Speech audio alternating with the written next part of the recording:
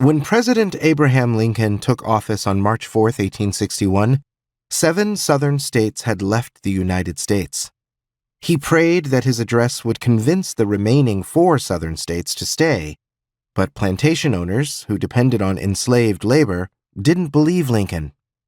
One by one, these states deserted to join the new Confederate States of America, waging war against their former country. War broke out on April 12, 1861. On April 17, 1861, Virginia abandoned the United States.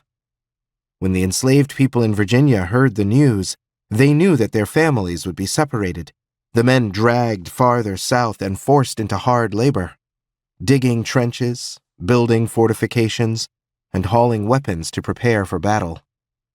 They were desperate to prevent this. They would do anything to be free. Throughout the book, the word Negro is used for historical reasons. It was a term used in the 19th century and found in historical documentation.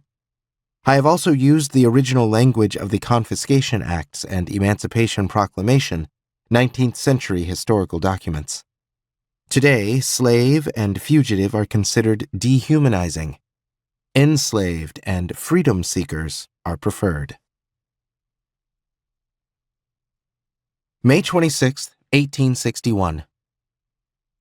George Scott hid behind a wide ash trunk, his cheek pressed against rough bark. The woods had been his home for 2 years, his bed the cold dirt of a dank cave. But it was far better than being tied to a whipping post.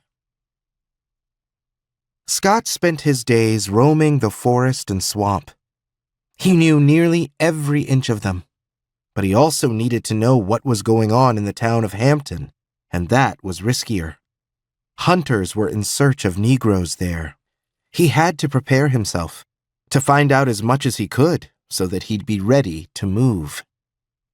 Negroes were in even higher demand because they were used for labor in the war effort. The mob after him would keep growing. At the edge of a local farm, he overheard field hands whispering as they bent over crops, talking about 3 Negroes and how they had stolen a boat 3 nights since and rowed to the Union fortress nearby, how they hadn't been brought back. Scott's heart lurched. Could it be? Were the Union soldiers inside Fortress Monroe friends to Negroes?